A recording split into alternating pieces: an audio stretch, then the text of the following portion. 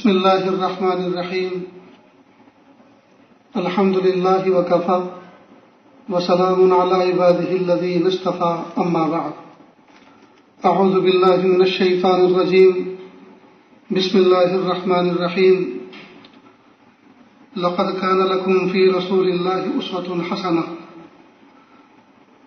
وقال اللہ تعالی فی مقام آخر ومن يطع الله ورسوله فقد فاز فوزا عظيما سبحان ربك رب العزة عما يصفون وسلام على المرسلين والحمد لله رب العالمين اللهم صل على سيدنا محمد وعلى آل سيدنا محمد وبارك وسلم اللهم صل على سيدنا محمد وعلى آل سيدنا محمد وبارك وسلم اللهم صل على سيدنا محمد وعلى آل سيدنا محمد وبارك وسلم. محترم مہمانان کرام و طلبہ عزیز، اللہ رب العزت کا لاکھ لاکھ شکر احسان ہے کہ اللہ رب العزت نے ہمیں اہل ایمان میں پیدا فرمایا اور اللہ پاک نے ہمارے اندر یہ فکر رسید فرمائی کہ ہم اللہ کے محبوب صلی اللہ علیہ وسلم کی سنتوں کے مطابق اللہ کے حکموں کے مطابق زندگی گزارے. یہ بہت بڑی اللہ کی نعمت ہے. اس دنیا کے اندر اگر کوئی بندہ کوئی چیز بنانا چاہے یا کسی سے بنوانا چاہے تو سامنے والا نمونہ مانگتا ہے. مثلا کسی سے گھر بنوانا ہے تو کہتا ہے کہ آپ نے کسی سے نقشہ تیار کروایا؟ تو کہا کہ نقشہ تو میں نے تیار نہیں کروایا، کسی انجینئر کو تو میں نے ہائر نہیں کیا اور نہ میرے پاس اتنے پیسے ہیں، بس آپ اپنے علم کے اعتبار سے، آپ اپنی سمجھ بوجھ کے اعتبار سے بنا دیں. پھر وہ آگے سے کہتا ہے کہ اس گاؤں کے اندر کوئی مکان جو آپ کو پسند آیا ہو یا آپ نے دیکھا ہو اچھا لگا ہو تو آپ بتائیں. تو پھر وہ نمونہ پیش کرتا ہے کہ اس بستی کے اندر فلاں محلے میں جو ایک گھر ہے وہ مجھے بڑا اچھا لگا، ایک مرتبہ مجھے اس کے اندر جانے کا موقع ملا تو مجھے اس کی بناوٹ پسند آئی. تو پھر وہ کانٹریکٹر وہاں جاتا ہے اور اس کو دیکھتا ہے اور اپنے حساب سے کچھ لکیریں بنا کر یا ذہن نشی کر کے آتا ہے اور ویسا اس مکان کو ڈیولپ کرتا ہے. یہ کسی مستری کے پاس آپ کوئی مشین بنوانا چاہیں، کوئی انسٹرومنٹ بنوانے کے لیے جائیں تو وہ پوچھتا ہے آپ کو بنوانا کیا ہے؟ کہا مجھے ایسی ایسی ایک مشین بنوانی ہے. کہا آپ مجھے کوئی فوٹو بتائیں، کوئی نمونہ بتائیں، کوئی نقشہ بتائیں، یا آپ نے کسی ویب سائٹ پہ دیکھا تو اس کا ایڈریس بتائیں، میں ایک مرتبہ اس کو دیکھ لوں. معلوم ہوا اس دنیا کے اندر جب بھی کوئی چیز آدمی تیار کرتا ہے تو اس کو ایک نمونہ چاہیے، اس کو ایک مثال چاہیے، پھر اس کے لیے کام کرنا آسان ہوتا ہے. یہ اس پوری دنیا کی ایک ریت ہے اس طرح کی. ٹھیک بالکل اسی طرح جب مکان بنانے کے لیے کسی نمونے کی ضرورت ہے، کوئی مشین بنانے کے لیے، کوئی انسٹرومنٹ تیار کرنے کے لیے کسی نمونے کی ضرورت ہے، تو انسان کی پوری زندگی گزارنے کے لیے اس کو کیا کسی نمونے کی ضرورت نہیں؟ اللہ رب العزت نے قرآن پاک میں فرمایا لقد کان لکم فی رسول اللہ اسوۃ حسنہ، تمہارے لیے اللہ کے رسول بہترین نمونہ اور قدوہ ہیں، اسوہ ہیں، آپ ان کو فالو کریں. ہر آدمی اپنے ذہن کے اندر ایک آئیڈیل پرسن لے کر گھومتا ہے، مجھے ان کے جیسا بننا ہے. کوئی بچہ کھلاڑی ہوتا ہے تو کسی ملک کی جو کھلاڑی ہوتے ہیں، ان کی جو ٹیم ہوتی ہے، ان میں سے کسی ایک کو وہ منتخب کرتا ہے. بس اس کی چال اسے پسند ہے، اس کا گفتگو، اس کا لہجہ اس کو پسند ہے، اس کی اسٹائل اس کو پسند ہے، یہاں تک کہ وہ اس کی اتنی نقل کرتا ہے کہ پلے گراؤنڈ کے اندر اگر وہ پانی پیتا ہے، کوئی چیز کھاتا ہے تو اسی اسٹائل میں یہ بھی کھاتا ہے، اسی اسٹائل میں یہ بھی پیتا ہے. اور وہ اس کا اتنا دل دادہ ہو جاتا ہے کہ کئی مرتبہ وہ میدان کے اندر جو ٹی شرٹ پہنتا ہے اس پر جو نمبر لکھا ہوا ہوتا ہے ایسے ہی ٹی شرٹ خریدتا ہے، اس پہ ایسا ہی نمبر لکھواتا ہے. تو اس کا مطلب یہ ہوا کہ اس آدمی کا نمونہ کون ہے؟ اس ملک کا کھلاڑی. اللہ رب العزت نے انسانوں کی یہ کمزوری بنائی کہ ان کو اپنی زندگی گزارنے کے لیے کوئی نمونہ چاہیے، کوئی نمونہ چاہیے.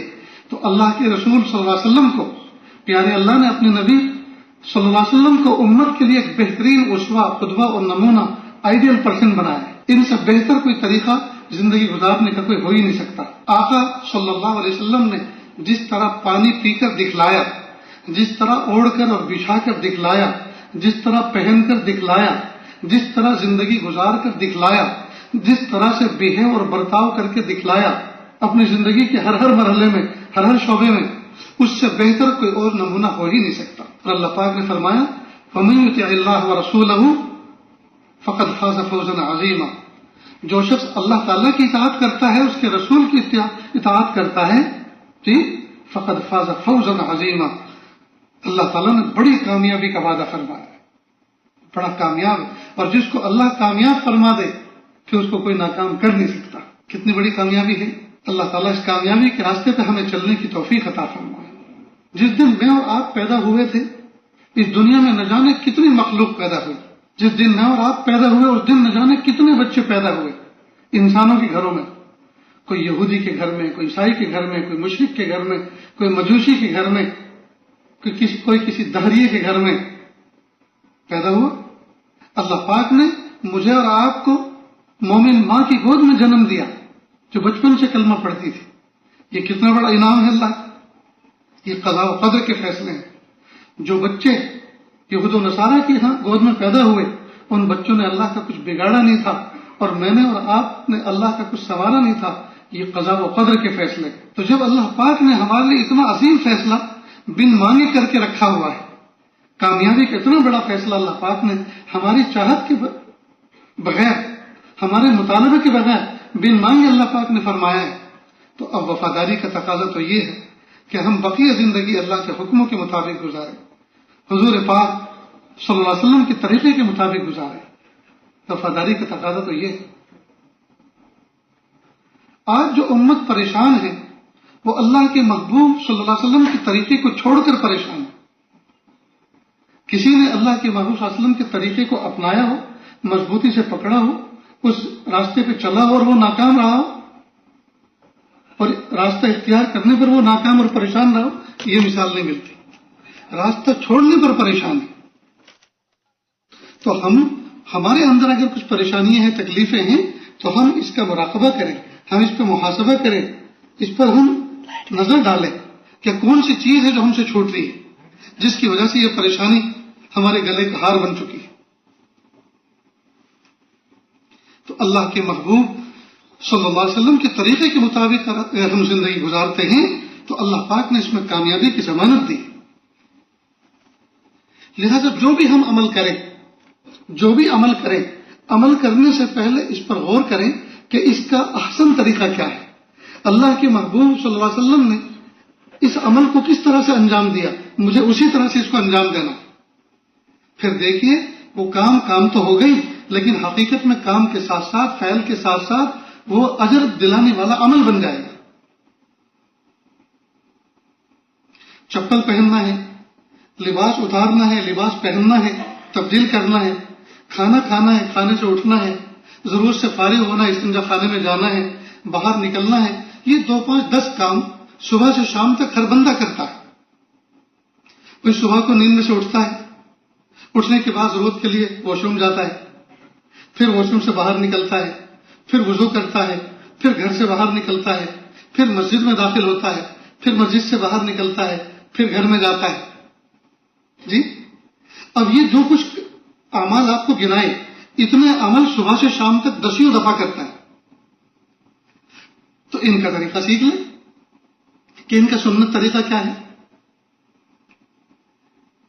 بھائی نکاح کی سنتیں، ازدواج زندگی کی سنتیں، زندگی میں ایک مرتبہ اس پر عمل کا موقع ملتا ہے، لیکن یہ جو کام ہے، سونا، جاگنا، واش روم جانا، واش روم سے باہر آنا، کھانا پینا، مسجد میں آنا، مسجد سے باہر نکلنا اور گھر میں پھر داخل ہونا، یہ جو روزمرہ کے کام ہیں، یہ تو روزانہ انہی کو انجام دینے کے نام زندگی ہے۔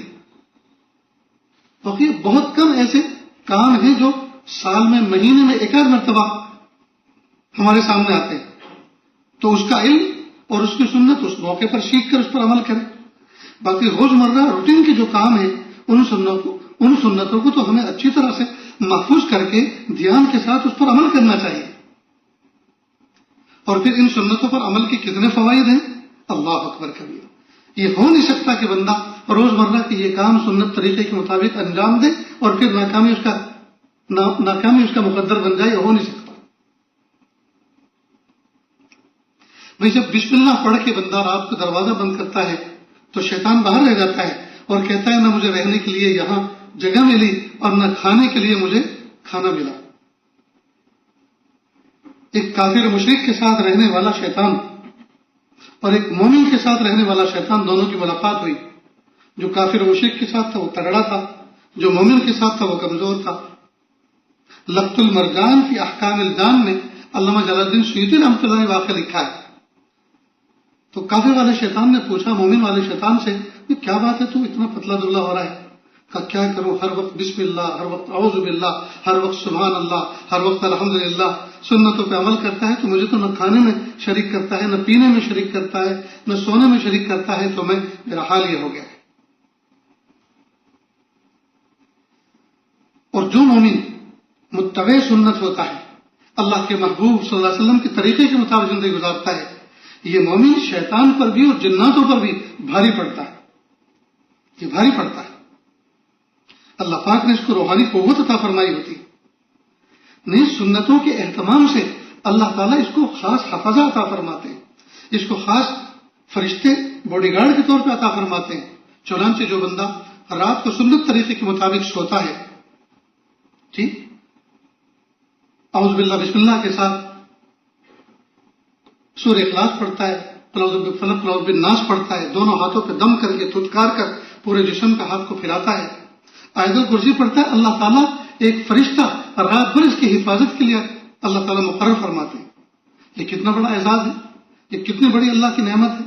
لیکن آج ہمارا حال یہ ہے کہ ہم یہ عمل کر بھی لیتے ہیں، اس کے بعد بھی انٹرنیٹ سے وابستہ رہتے ہیں۔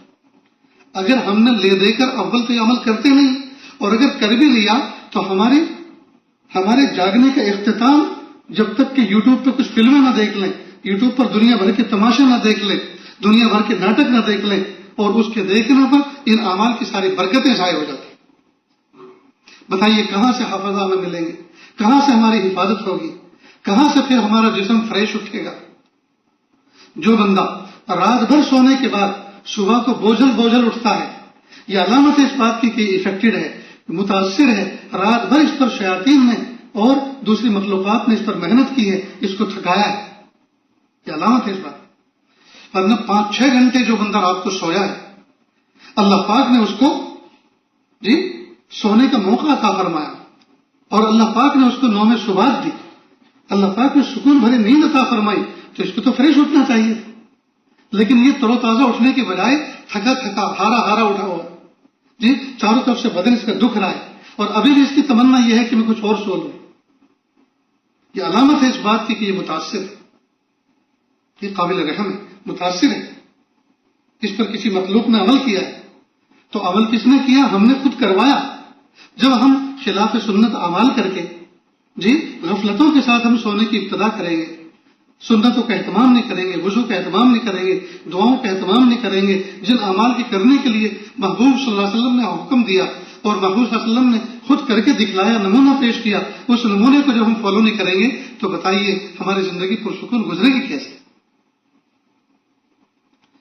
اس لیے پیارے طلبہ عزیز، مہمانان کرام، اس بات کا ارادہ کریں کہ ہم جو بھی عمل کریں گے اس کی سنتوں کو تلاش کریں گے، سنتوں کو معلوم کر کے اپنی زندگی میں ان سنتوں کو سموئیں گے، ان سنتوں پر عمل کرنے والے بنیں گے، تاکہ ہماری بقیہ جو زندگی اللہ پاک نے جو بھی ہمیں عطا فرما رکھی ہے، ہم سنتوں کا نمونہ بن کے زندگی گزاریں، پھر دیکھیے لطف زندگی آ جائے۔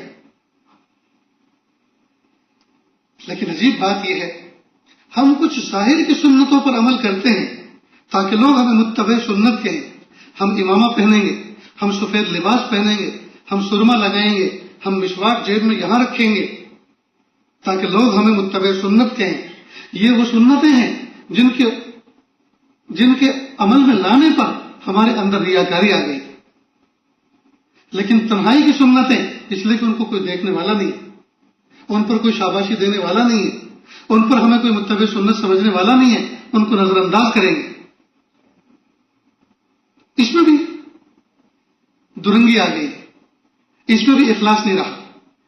کاش کہ ہم ان سنتوں پر بھی عمل کرتے اس نیت کے ساتھ کہ اللہ کے محبوب صلی اللہ علیہ وسلم کی محبت نصیب ہو جائے، اللہ کا قرب ہمیں نصیب ہو جائے، قرب الہی کی نیت سے اور محبت رسول صلی اللہ علیہ وسلم کی نیت سے اگر ہم ان سنتوں پر عمل کرتے تو بھی نفع ہوتا، لیکن ہماری نیت تو اس میں ریاکاری کی۔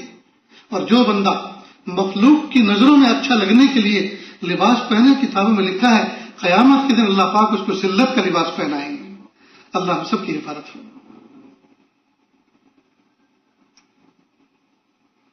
تو جن سنتوں پر عمل کرنے کی برکتیں اللہ پاک نے قرآن پاک میں عطا فرمائی کہ اللہ پاک اس کو فاز فوزا عظیما، عظیم کامیابی نصیب فرمائیں۔ جو اللہ اس کے رسول صلی اللہ علیہ وسلم کی اطاعت کرے گا، سنتوں کا اہتمام کرے گا، اللہ کے حکموں کو فالو کرے گا، تو اللہ تعالیٰ اس کو عظیم کامیابی عطا فرمائے۔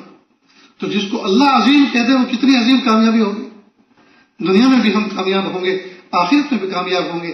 افسوس کہ دنیا کی کامیابی کو دنیا والے جس کو کامیابی کہیں اس کو ہم نے کامیابی سمجھا، اور اللہ تعالیٰ جس کو کامیابی فرما رہے ہیں اس کو ہم نے کامیابی نہیں سمجھا۔ کتنے بڑے دھوکے کی بات ہے، کتنے بڑے دھوکے کی بات ہے۔ ایک تابعی بچپن میں کتاب میں پڑھا تھا، وہ اپنا تجربہ بیان فرماتے ہیں کہ میرے اوپر اتنا بڑا قرض تھا، میں نے سوچا کہ اگر میں اس قرض کو ادا کروں گا تو میرے گھر پہ فاقے آئیں گے، میرے گھر میں فاقے ڈیرے ڈالیں گے، میں اپنا قرض ادا نہیں کر سکتا۔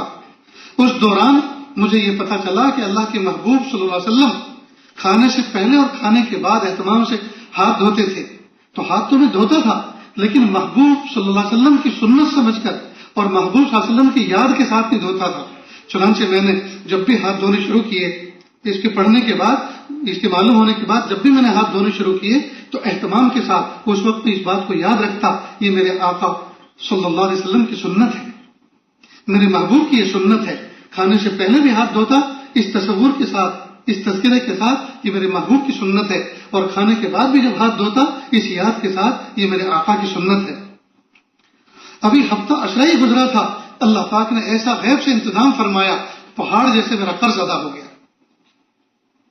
اب ایک سنت کی برکت ایک شخص کے اوپر ظاہر ہوئی، عملی طور پر انہوں نے یہ راز آشکارا کر دیا۔ نہ جانے کتنی سنتوں کے فوائد ہڈن ہیں جو آج تک تجربے کی میز پر نہیں آ سکے، لیکن فائدہ اپنی جگہ پر ہے۔ بس یہی سمجھ لیں اس مثال سے، ہر سنت کے اندر اللہ تعالیٰ نے بے شمار فوائد رکھے ہیں، بے شمار فوائد رکھے ہیں، دنیا کے بھی اور آخرت کے بھی۔ اور سب سے بڑا فائدہ تو یہ ہے کہ اس اطاعت پر اور اس سنت پر عمل کرنے پر اللہ پاک کامیابی کا عظیم وعدہ فرما رہے ہیں۔ اس سے بڑھ کر فائدہ اور کیا ہو سکتا ہے؟ اس لیے یہ جو میں نے آپ کو بتایا کہ سونے سے لے کر جاگنے تک اور جاگنے سے لے کر سونے تک دن بھر میں ہر بندے کے کام کچھ لمیٹیڈ محدود ہیں۔ بھائی طلبہ عزیز ہیں، کتنے کام کرتے ہیں، گنے چنے ہیں، انگلی پر گن سکتے ہیں، کیونکہ ان کا کام پڑھنا پڑھانا ہے، دنیا کے کسی اور شعبے سے تو وابستہ ہے نہیں۔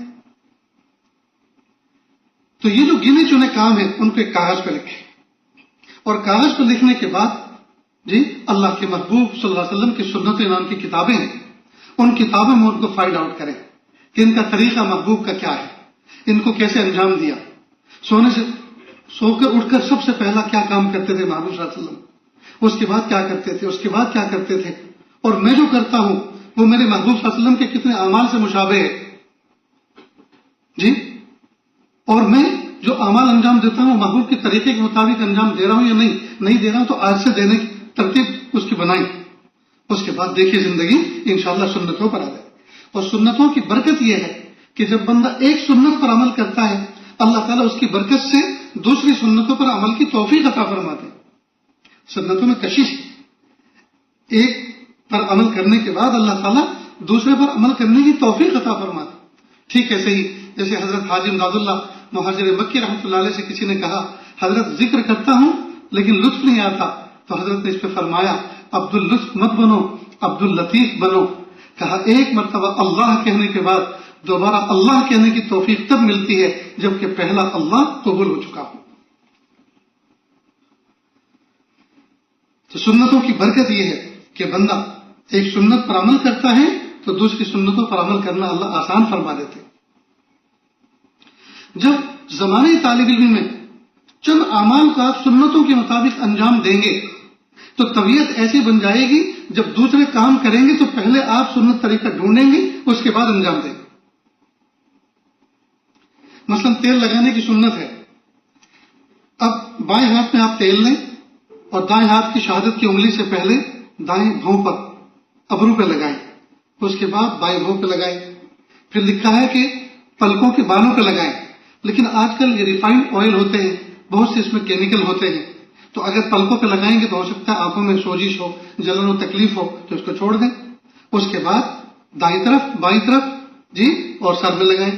اب ایک طریقہ ہمیں معلوم ہو گیا، جب تک یہ تیل سر میں لگا رہے گا، اس کی چکناہٹ باقی رہے گی، سنت پر عمل کرنے کا اجر ملتا رہے گا۔ کتنا آسان طریقہ ہو گیا۔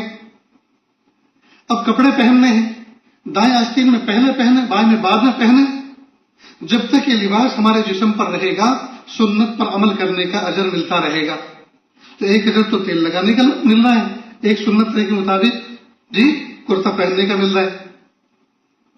اسی طرح پاجامہ دائیں میں پہلے پہنے، بائیں میں بعد میں پہنے۔ چپل پہننی ہے، دائیں پیر میں پہلے پہنے، بائیں میں بعد میں پہنے، جب تک چپل پیروں میں رہیں گی سنت پر عمل کرنے کا اجر ملتا رہے گا۔ تیل کا اجر الگ، کرتے کا الگ، پاجامے کا الگ، چپل کا الگ۔ اس سے بڑا مومن اس سنت پر عمل کرنے والے متبع سنت سے مالدار بھی کوئی ہو سکتا ہے جی؟ اور اس پر کیسی رحمتیں اللہ کی برسیں ہیں۔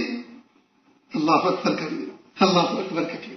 کھانے بیٹھیں ہاتھ دھوئیں سنت طریقے کے مطابق جی، بیٹھے کھانے کے لیے بسم اللہ کریں، دعا پڑھیں، کھانا شروع کریں۔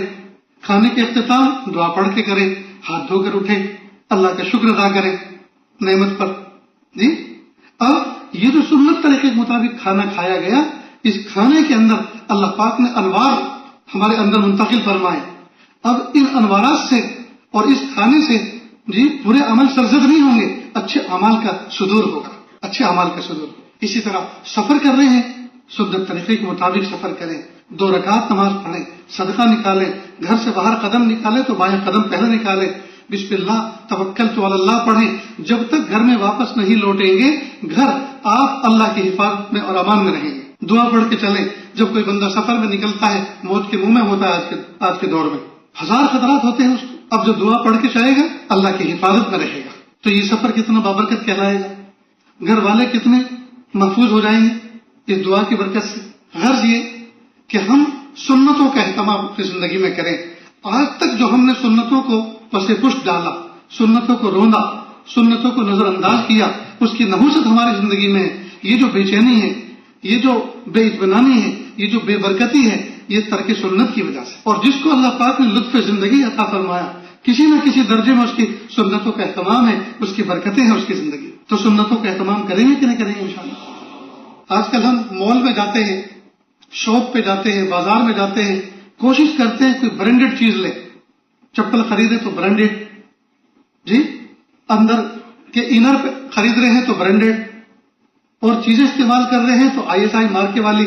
اب جو ہمارا حال یہ ہے کہ ہم کمپنی کی چیزیں خریدنا پسند کرتے ہیں، کمپنی کا ٹریڈ مارک دیکھتے ہیں، تو اللہ تعالیٰ کے یہاں بھی یہ ٹریڈ مارک دیکھا جاتا ہے کہ میرے بندوں نے جو اعمال کیے ہیں اس پہ سنت کا اسٹیمپ ہے کہ نہیں ہے، میرے محبوب کے طریقے کا اسٹیمپ ہے کہ نہیں ہے۔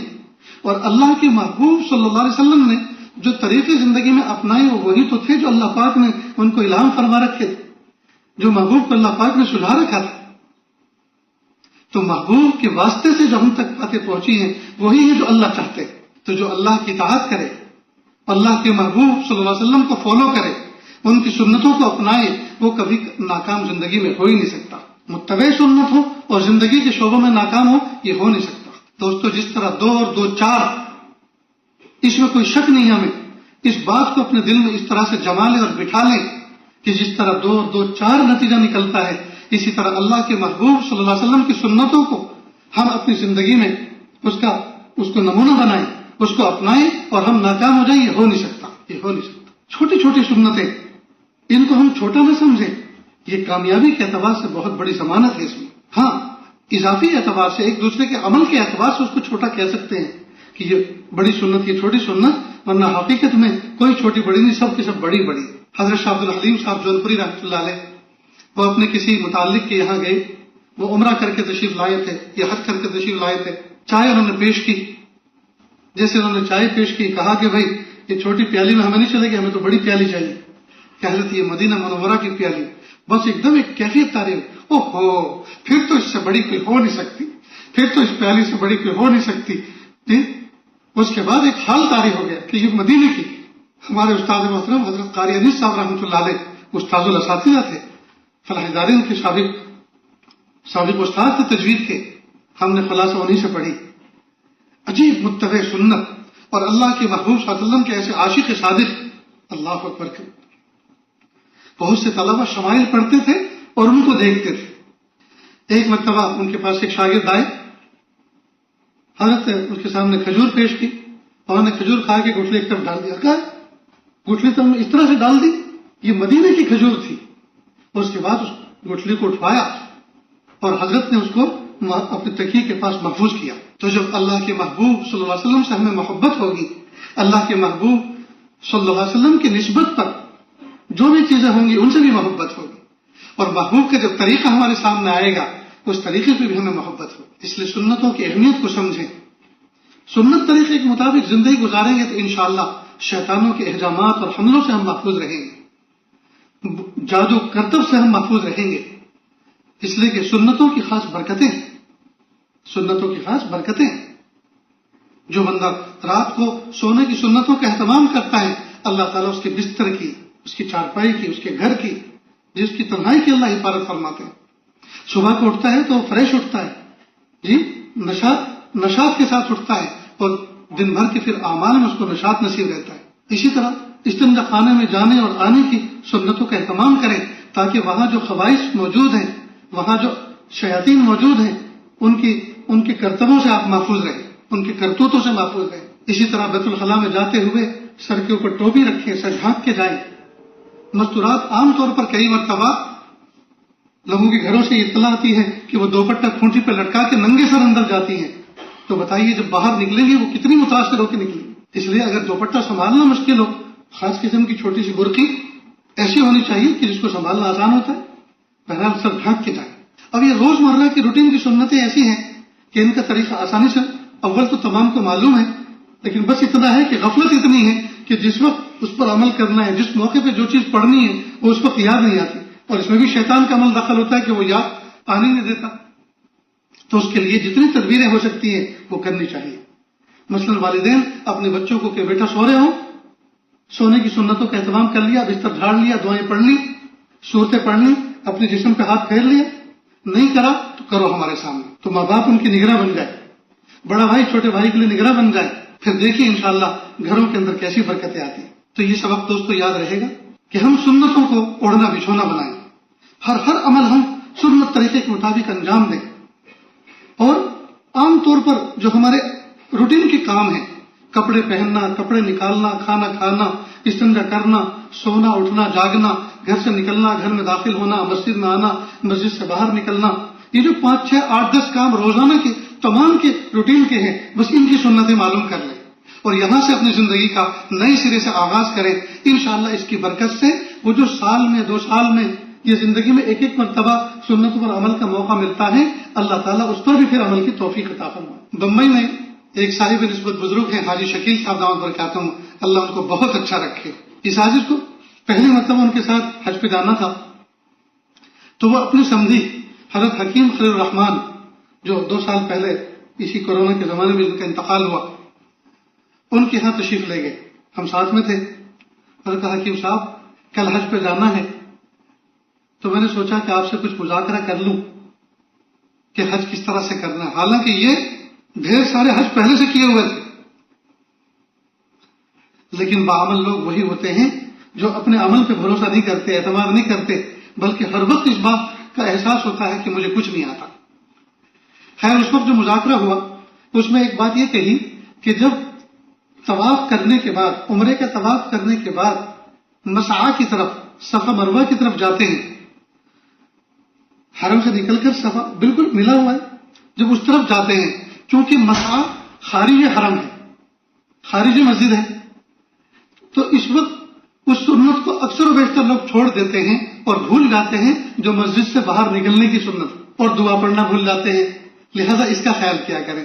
وہ دن اور آج کا دن الحمدللہ اس حاجز کو اس دعا کا اہتمام کرنے کی بھی توفیق ملتی ہے اور اس وقت اس بات کا استحضار رہتا ہے کہ میں حرم سے اب مساح کی طرف بڑھ رہا ہوں. اب دیکھیے کہاں ان کی نظر، وہاں اتنی ہما ہمی ہوتی ہے، اتنی بھیڑ بھاڑ ہوتی ہے اور ایسے انوارات کی بارش ہوتی ہے کہ آدمی ازخود رفتہ ہوتا ہے. لیکن جو بندے اللہ کے عاشق اور اللہ کے محبوب صلی اللہ علیہ وسلم کے عاشق اور متبع سنت ہوتے ہیں وہ ایسے موقعوں پر چوکتے نہیں. اب عمرہ حج زندگی میں ایک مرتبہ 2 مرتبہ آدمی کو موقع ملتا ہے تو وہاں کی سنتیں جب یہاں اپنے مقام پر روٹین کی سنتیں ادا کرے گا تو اللہ تعالیٰ وہاں کی جو سنتیں جو زندگی میں 1 مرتبہ 2 مرتبہ اس کا موقع مل رہا ہے تو ان سنتوں پر بھی عمل کے اللہ تعالیٰ توفیق عطا فرمائے. تو یہ مضمون اچھی طرح سے ذہن نشی رہے گا، یاد رہے گا. سنتوں کا اہتمام کریں گے انشاءاللہ.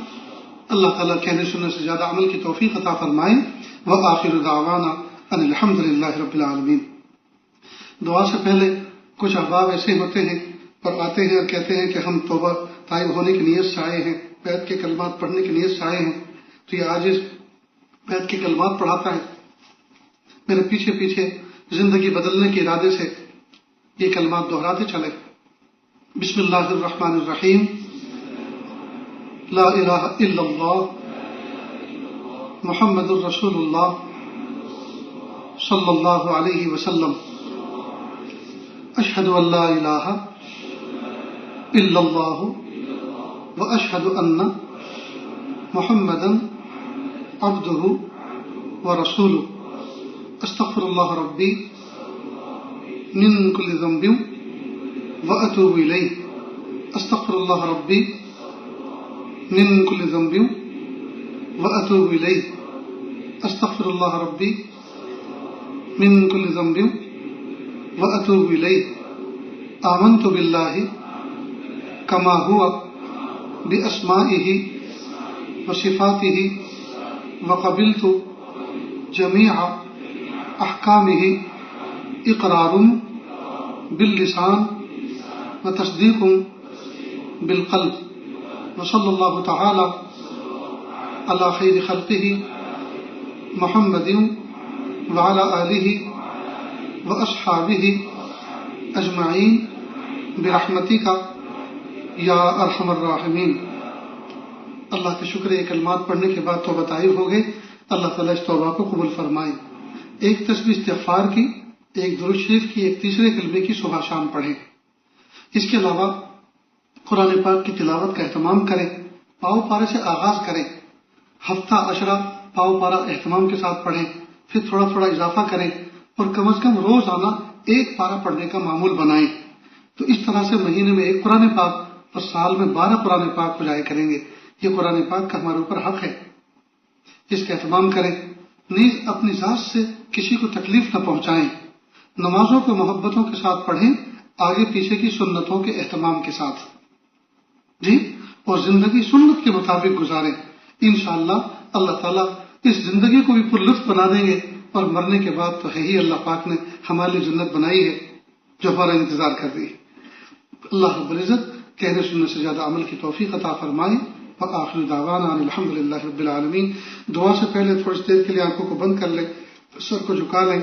دنیا اور دنیا میں جو کچھ ہے اس سے ہٹ کٹ کے اللہ کی یاد میں ڈوب جائیں. نیت کریں اللہ کی رحمت آ رہی ہے، میرے دل میں سما رہی ہے، میرے دل سے گناہوں کی ظلمت و سیاہی دور ہو رہی ہے. میرا دل کہہ رہا ہے اللہ اللہ اللہ. کس سے مانگے کہاں جائیں، کس سے کہیں، اور دنیا میں حاجت روا کون ہے. کس سے مانگے کہاں جائیں، کس سے کہیں، اور دنیا میں حاجت روا کون ہے. سب کا داتا ہے تو، سب کو دیتا ہے تو، اور بندوں کا تیرے سوا کون ہے. رزق پر جس کے پلتے ہیں شاہ و گدا، تجھ احد کے سوا دوسرا کون ہے. رزق پر جس کے پلتے ہیں شاہ و گدا، تجھ احد کے سوا دوسرا کون ہے؟ کون مقبول ہے کون مردود ہے، کون مقبول ہے کون مردود ہے، بے خبر کیا خبر تجھ کو کیا کون ہے، بے خبر کیا خبر تجھ کو کیا کون ہے۔ جب تلیں گے عمل سب کے میزان پر، جب تلیں گے عمل سب کے میزان پر، تب کھلے گا کہ کھوٹا کھرا کون ہے۔ اے فقیر اس کو تو فضل باری سمجھ، ورنہ تیری طرف دیکھتا کون ہے۔ اے فقیر اس کو تو فضل باری سمجھ، ورنہ تیری طرف دیکھتا کون ہے۔ کس سے مانگے کہاں جائیں کس سے کہیں، اور دنیا میں حاجت روا کون ہے۔ سب کا داتا ہے تو، سب کو دیتا ہے تو، اور بندوں کا تیرے سوا کون ہے۔ لا الہ الا اللہ سبحان الملک الاعلی الوہاب۔ ہاتھ اٹھا لیے دعا کر لیں۔ بسم اللہ الرحمن الرحیم۔ لا احصی ثناء علیک انت کما اثنیت علی نفسک رب اغفر وارحم وانت خیر الراحمین۔ حسبی اللہ لا الہ الا ہو علیہ توکلت هو رب العرش العظیم۔ الحمد للہ رب العالمین الرحمن الرحیم مالک یوم الدین۔ ایاک نعبد وایاک نستعین، ایاک نعبد وایاک نستعین، اهدنا الصراط المستقیم، اهدنا الصراط المستقیم، اهدنا الصراط المستقیم، صراط الذین انعمت علیہم غیر المغضوب علیہم ولا الضالین، آمین یا رب العالمین۔ اللہ جی، ہم ظاہر میں آپ کے بندے اور بندیاں ہیں، حقیقت میں نہایت گندے ہیں۔ اللہ ہمارے دلوں کی گندگیوں کو دور فرما، ہمیں اپنی بندگی کا سلیقہ عطا فرما، شرمندگی والے کاموں سے ہماری حفاظت فرما، برے دن سے، بری بات سے، بری رات سے، برے انجام سے ہماری حفاظت فرما، سوء خاتمہ سے ہماری حفاظت فرما۔ اللہ جی، یہ ہاتھ اٹھائے جانے کے قابل نہیں اور یہ زبان کو سوال کرنے کے قابل نہیں۔ آپ سے نہ مانگے تو کس سے مانگے، آپ سے سوال نہ کریں تو کس سے سوال کریں۔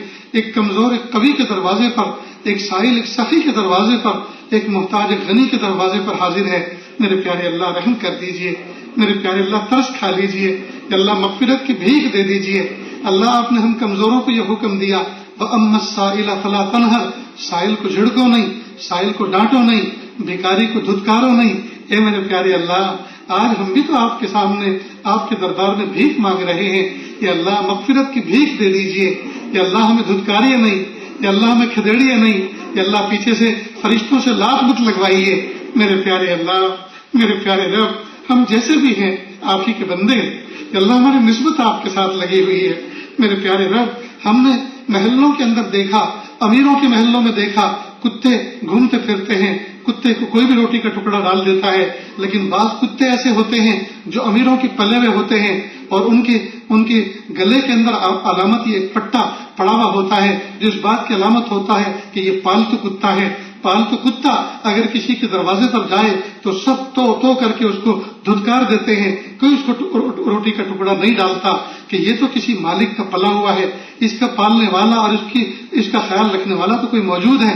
میرے پیارے رب، ہمارے گلے میں بھی آپ کی غلامی کے توق پڑے ہوئے ہیں۔ کہ اللہ، ہم مومن ہیں، میرے پیارے اللہ، ہمارے گلوں میں توق پڑے ہیں آپ کی غلامی کے۔ میرے پیارے اللہ، آپ کے سوا یا اللہ کسی در پہ ہمارا گزارا نہیں ہے۔ میرے پیارے اللہ، ہم آپ ہی کے در کے پرانے بھکاری اور اسی در کے پرانے کتے ہیں۔ اے میرے پیارے رب، قبول کر لیجیے، اے میرے پیارے رب، قبول کر لیجیے، محروم نہ فرمائی، محروم نہ فرمائی، محروم نہ فرمائی، محروم نہ فرمائی۔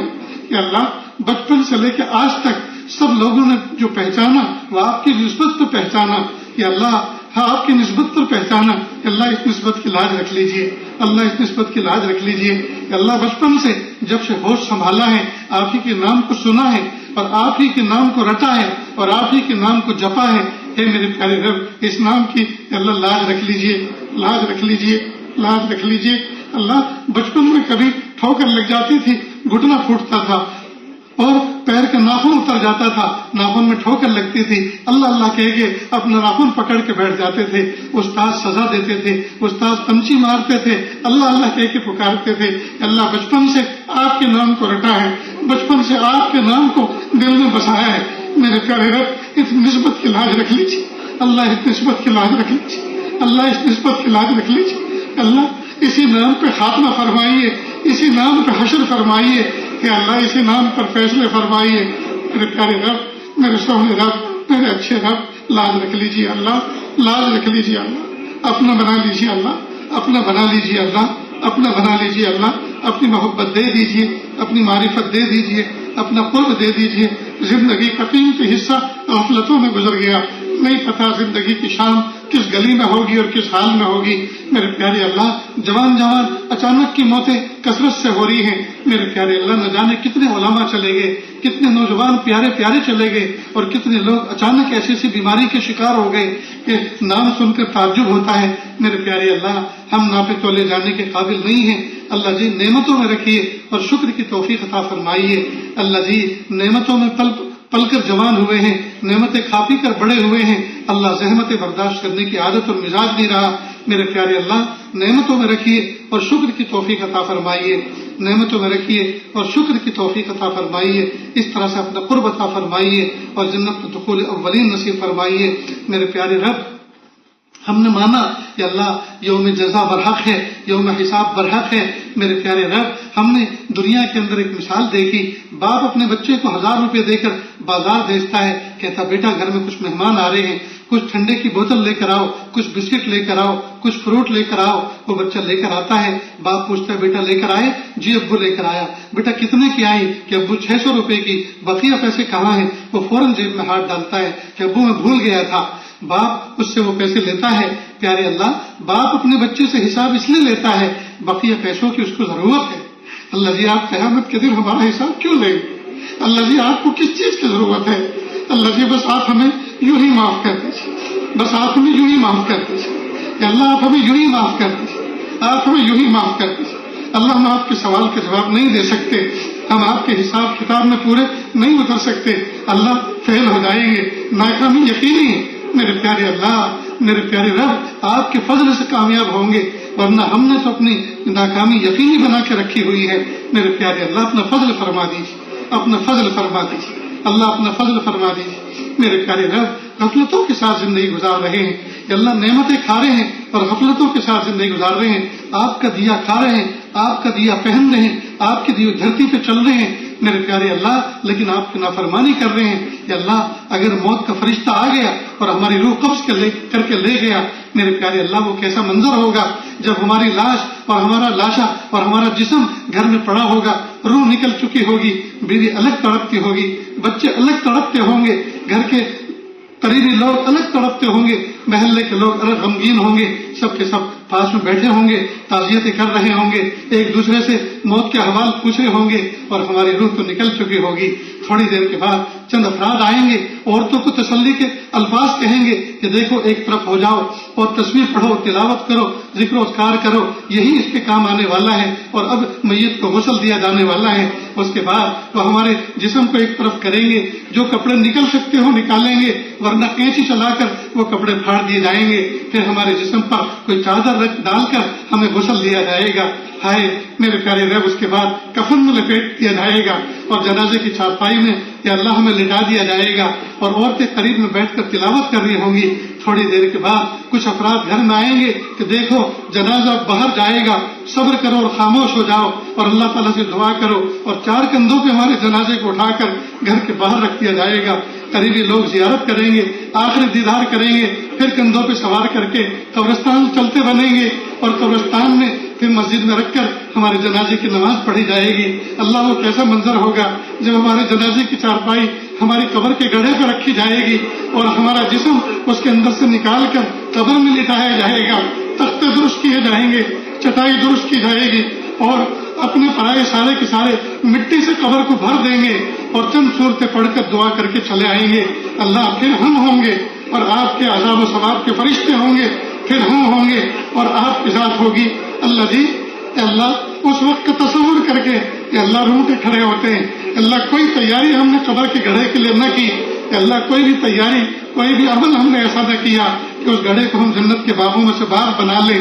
میرے پیارے اللہ قبر کے لیے ہم نے بچھو پال کے رکھے, قبر کے لیے ہم نے سانپ پال کے رکھے, قبر کے لیے ہم نے انگارے دہکا کے رکھے. میرے پیارے رب آپ ہمیں معاف کر دیجیے, آپ ہمیں معاف کر دیجیے, اللہ ہمیں معاف کر دیجیے, اللہ ہمیں معاف کر دیجیے, اللہ بخشے ہوئے گنہگاروں میں شمار فرما لیجیے کہ اللہ بقیہ زندگی کو اچھی طرح گزارنے کی توفیق دے دیجیے کہ اللہ آج تو گرم خون بھی آپ سے معافی مانگ رہے ہیں. میرے پیارے اللہ یہ نوجوان بچے یہ انٹرنیٹ کے ڈسے ہوئے, یہ واٹس ایپ کے ڈسے ہوئے, یہ فیس بک کے ڈسے ہوئے بیٹھے ہیں. میرے پیارے اللہ آج ندامت کے آنسو بہا رہے ہیں کہ اللہ سب کو معاف کر دیجیے, سب کو معاف کر دیجیے, سب کو معاف کر دیجیے, سب کو معاف کر دیجیے. کسی کو محروم نہ فرمائیے, کسی کو محروم نہ فرمائیے, کسی کو محروم نہ فرمائیے. اللہ اجر عظیم عطا فرما دیجیے, ہماری سیئات کو حسنات سے مبدل کر دیجیے. اللہ سر کے بال سفیدی سے چمک اٹھے, داڑھی کے بال سفیدی سے بھڑک اٹھے. میرے پیارے اللہ کالے بالوں کو سفید کرنا آپ کا کام ہے کہ اللہ ہمارے دل کی سیاہی کو بھی سفیدی سے بدل دیجیے, دلوں کی سیاہی کو بھی سفیدی سے بدل دیجیے. اللہ جی آج جمعہ کا مبارک دن ہے, ہم سب کے سب نہائے دھوئے ہیں کہ اللہ سب نے خوشبو لگائی ہے, کہ اللہ سب نہا دھو کر آئے ہیں, مل مل کے اپنے جسم کے میل کو صابن سے دور کر کے آئے ہیں. اللہ دلوں کی سیاہی کو کہ اللہ اپنے فضل سے آپ دور کر دیجئے, دل کے میل کو آپ اپنے فضل سے دور کر دیجئے, ہمیں دھوبی بیٹا چاند سا بنا دیجئے. اللہ بقیہ زندگی اپنی رضا کے مطابق گزارنے کی توفیق بخش دیجئے. میرے پیارے اللہ ہم سب کو ایسا بنا دیجئے ہم آپ کو پسند آ جائیں. اس محفل میں نہ جانے کیسے کیسے دکھیارے, کیسے کیسے غم کے مارے, کیسے کیسے پریشان بیٹھے ہوئے ہیں. یا اللہ کوئی اپنی اولاد سے پریشان ہے, کوئی بیوی بچوں سے پریشان ہے, کوئی اپنے پڑوس سے پریشان ہے. یا اللہ کوئی جسمانی اعتبار سے پریشان ہے, اور روحانی اعتبار سے ہم سب کے سب پریشان ہیں. کوئی اپنے تعلقات کے اعتبار سے پریشان ہے. یا اللہ تمام کی تکلیفوں کو دور فرما. یا اللہ تمام کو محبتوں کے ساتھ زندگی گزارنے کی توفیق عطا فرما. اللہ جی عرب اور عجم میں آگ لگی ہوئی ہے, اللہ ترس کھا لیجئے. مدارس دینیہ, مکاتب قرآنیہ, مساجد اسلامیہ و خانقاہیں جو اللہ اللہ سکھایا جاتا ہے, اور اقامت دین کے لیے جتنی کوشش کرنے والے شعبہ ہیں, یہ اللہ تمام شعبوں میں برکت عطا فرما. تمام کو شیر و شکر بن کر باہمی تعاون فراہم کرنے والا بنا کر یہ اللہ قبول فرما. یہ اللہ ایک دوسرے کی محبت دلوں میں ڈال دیجئے, اتفاق اور اتحاد پیدا فرما دیجئے. میرے پیارے اللہ محبتوں کے ساتھ آگے بڑھنے اور آگے کام کرنے کی توفیق عطا فرما دیجئے.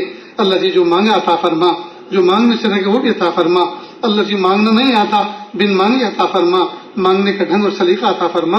وصلی اللہ تعالی علی خیر خلقہ محمد و آلہ و اصحابہ اجمعین برحمتک یا ارحم الراحمین.